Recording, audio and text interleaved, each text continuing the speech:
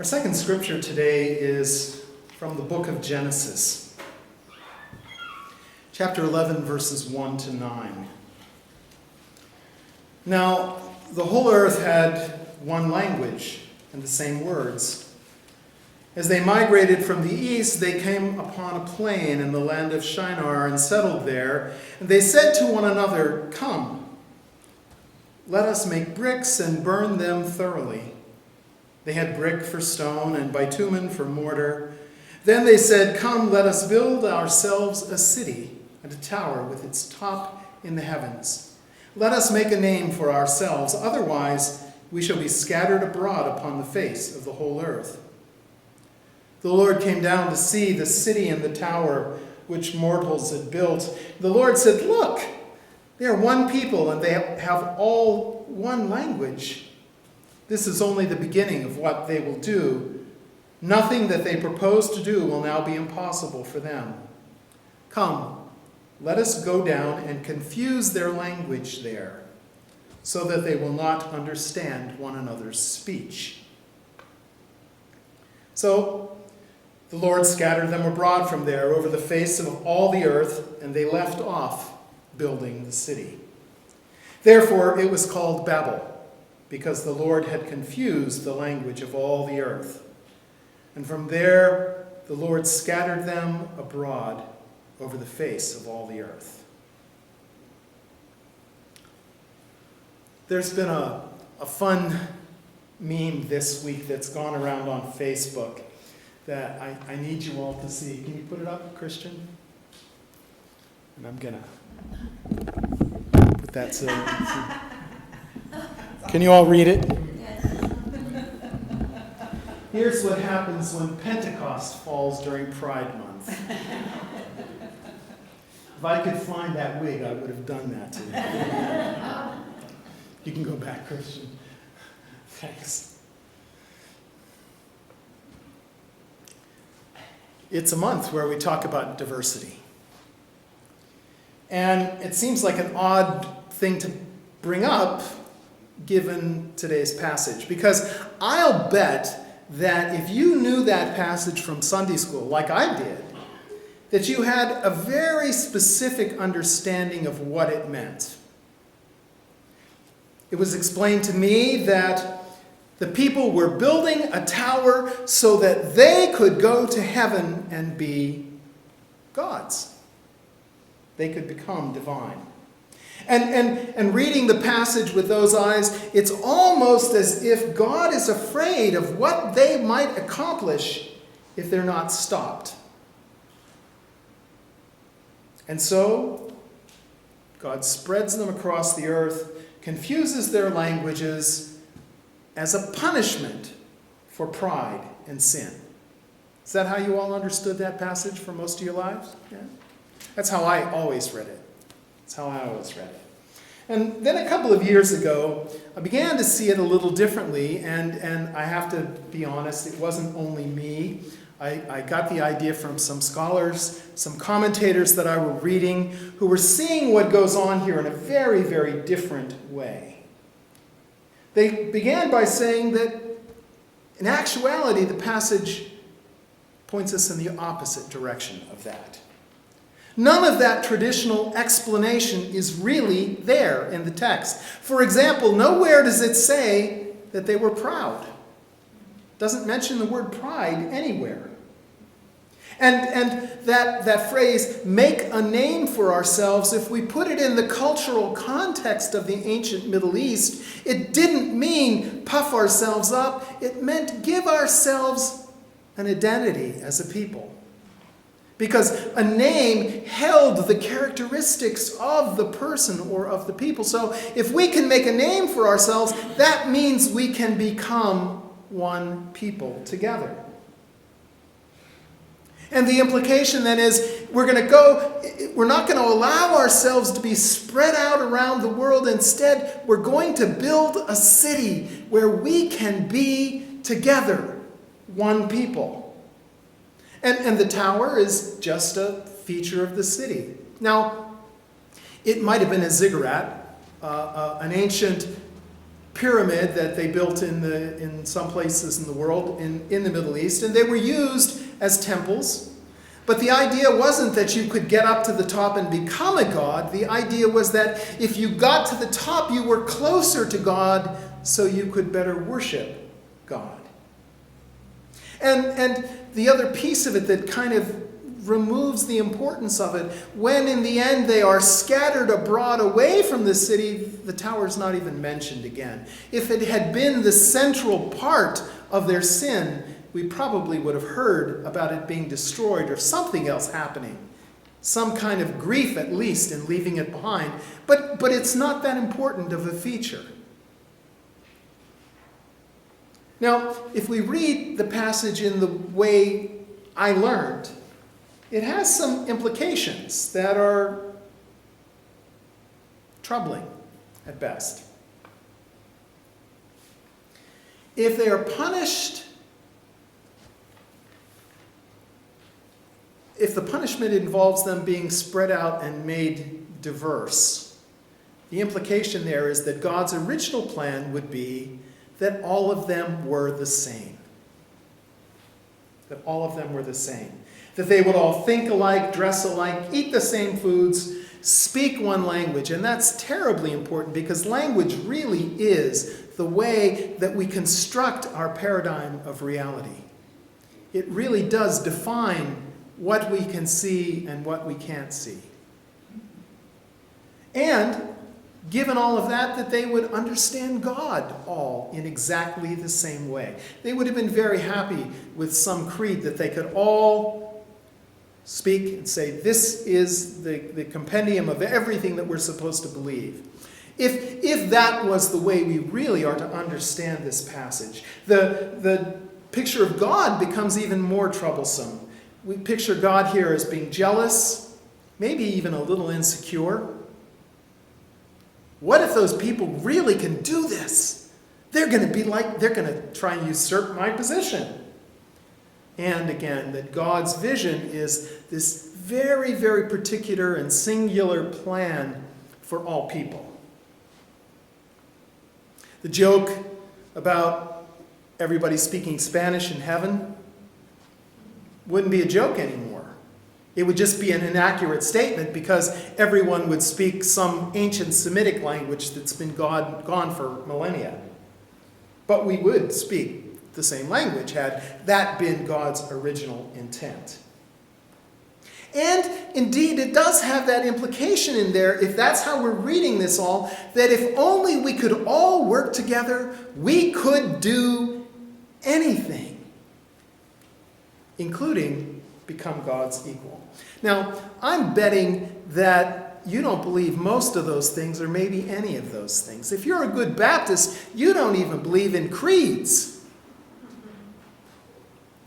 You're saying, hey, you can't tell me what to believe. That's between me and God. Now, there is an alternative way to read the passage. And it's the one that I've been finding more and more convincing over the past years.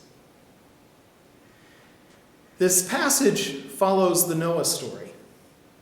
And you know in that story that humanity is almost completely destroyed. And when the floodwaters dissipate and the ark lands, the people disembark from the ark, and God commands them to spread across the earth and repopulate the earth. The disobedience here is that they decide, instead of spreading across the earth and repopulating the entire earth, to gather in one place and hang together. They decide, instead of becoming many people, to be one people. When God's intention is that they develop into multiple cultures, multiple languages, multiple groups. It makes me think of Annie Dillard's statement in her wonderful book, Pilgrim at Tinker Creek. It's where the title kind of comes from. God prefers pizzazz. And all we need to do is look around and we can see that. all we need do. The variety of flowers. The variety of flowers. And some of them are so tiny, you have to get down on your hands and knees even to see them, right? God makes beauty just to make beauty. And it comes in all of these colors. I love through the years, I get to watch the various birds that come and visit the fountain outside my office. There are days when I literally could just pull up the blinds and sit there and just watch them all day. And I have friends. The scrub jays come and they come in and visit me. My office, the door's open. They're sitting on the sofa there looking at me, waiting for me to give them something to eat. And the crows bring me presents. Every now and again, I'll see a red-tailed hawk that will land there, and they're very, very skittish. They'll bathe in the fountain and watch me the whole time. And if I move a little too quickly or a little too much, they're gone. And then hundreds of kinds of birds that I have no idea what they are. All colors, and all sizes, and all shapes. And animals. We've been talking about going back east and telling Corwin, you probably get to see some groundhogs. What's a groundhog? Well, this is what it is. They tell us whether or not spring is coming. And bugs? Think of how many different kinds of amazing bugs they are. We're also really excited to get to see fireflies. That'll be a wonderful experience. All of the shapes and sizes and colors of creatures, of trees. It took me, I don't know how long, to realize that I wasn't in a Dr. Seuss book as I looked at the various different kinds of eucalyptus with all the different colors of the bark. And the smells. This amazing diversity that God has created just because. And the diversity includes people. It includes people. And we come in all sizes and shapes and all colors and backgrounds and ways of seeing and experiencing the world.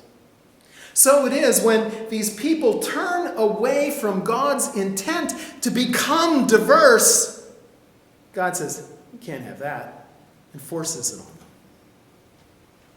If you're not going to spread out and develop this naturally and over time and quietly, I'm just going to push it on you. And so God spreads them all around and gives them new languages and new cultures. It is God's original plan. It just gets sped up a little bit. And so they come to have different understandings and food preferences and styles of dress and music and dance and cultures and languages. The stuff that God wanted all along. And we see hints of the same thing again in the Acts passage that Jean read, that first Pentecost story.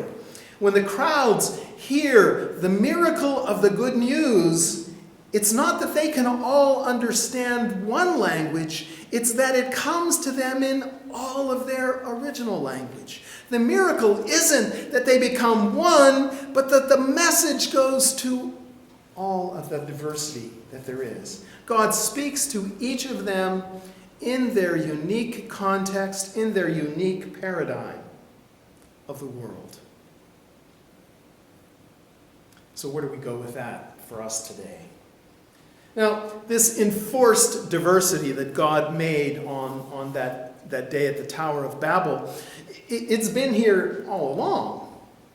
I mean, if we had been able to travel and seen the world, we would have heard all of those different languages and experienced those different foods and different musics and different ways of living and being in the world. But the reality is that it's only been relatively recently that changes in technology and culture have allowed us the blessing of encountering this diversity. We had tastes of it. I had a second cousin as a child who was a missionary in New Guinea. And we would see him about every 10 years when he would come back. And he would tell us stories about being out in the bush in New Guinea with these crazy, crazy Aboriginal people that just seemed so foreign to us. And and talked about the story when they gave him a pig one time, and he thought this was really wonderful, and he ate it. And then they wanted it back. And they literally had a discussion about eating him. They didn't. So I heard some of those stories, and I knew there were Muslims out there somewhere, and Hindus, and there were people who spoke all of these funny languages that I just couldn't imagine, but I'd never met any of them. I was a Yinzer from Pittsburgh. And I tasted some different foods because we had a Hungarian community, and we had a Polish community, and we had an Italian community. But man, we didn't have sushi. That was bait. And we didn't even have bait because in those days, the rivers in Pittsburgh, you weren't going to eat anything that came out of those. So we didn't even have bait. Through most of history, the vast number of people that anybody would encounter were pretty much just like them, who had the same color skin and spoke the same language and experienced the world in the same ways. How boring. How boring. They would have said, maybe Muslims have something to teach us about living out our faith in a daily way in the world, but if you've never met a Muslim, how would you know that? And the Buddhists, well, they might have known something that could tell us something about mindfulness, but who's ever met a Buddhist? It might have been that if only they had met someone with a different color skin, they could understand a little bit more about white privilege. But without meeting them and becoming friends, how do you get there? Some of the folk in all of history have had resources enough to help meet the needs of other folk. But if there wasn't some connection, even if they were the kind of folk who really would be willing to help, they didn't know. They didn't know. The judgments that keep people apart are much more difficult to make when the other is now your friend. When all of a sudden, Will and Grace are in your living room every week when you turn on your TV, suddenly you don't see gay people the same way anymore. Even if it was a little stereotyped and hyped, and still, maybe it's okay. Maybe it's okay. And discovering you might even like sushi. Who knows? One of the things I learned years ago, I had a professor who said, the best way to get to know a community is to go to the grocery store. That tells you who lives there. That's not so true anymore. Last time we were back in Pennsylvania, Cheryl grew up in Fulton County, Pennsylvania, the only county in Pennsylvania that doesn't even have a railroad track that goes through it. It's rural. And we went to the grocery store, and there was a big bin of avocados. Growing up, I didn't know what an avocado was. And if anyone had shown me guacamole, I would say, I don't eat that stuff. How did it turn green? And there it was. And they were actually as cheap as they are here. We have the possibility of encountering this amazing diversity of people in ways that enrich our lives that were not even imaginable 75 or 100 years ago. As we remember D-Day, I couldn't help but thinking that for many of those men and women who went to Europe to fight, to sacrifice, to risk their lives, the only way they came to encounter Europeans was to go and shoot at them and to be shot at by them. And now, the world is open to us. And because we can encounter and know and appreciate and learn from each other, we can better understand God. It really is like the blind people and the elephant. We begin to see different people's perspectives, and as we embrace those perspectives, we get a richer and fuller experience of reality. Indeed, God not only prefers pizzazz, God requires pizzazz if we're really to understand the entire picture of God's grace. And it's not easy to do. We see the pushback as people all over the world these days are embracing tribalism and nationalism and trying to build walls between people instead of reaching out. But if we can just take the risk of opening ourselves to these foreign ways of thinking and being and experiencing, we grow. Now, clearly, sometimes the differences strike us right off the bat as being unacceptable. Right off the bat as being unacceptable. But the reality is, even in those cases, if we can step back far enough to listen and to hear and to begin to experience it, then we may not embrace everything we see, but we can learn from it and grow because of it and become richer and fuller. And the good news is that God really does prefer the pizzazz. God really does embrace the diversity. God really doesn't want us to all be the same or think the same or even understand God in the same ways. But God does want us to be willing to listen and learn and hear from one another. God prefers the pizzazz. God loves the pizzazz. And I'm kind of partial to it myself.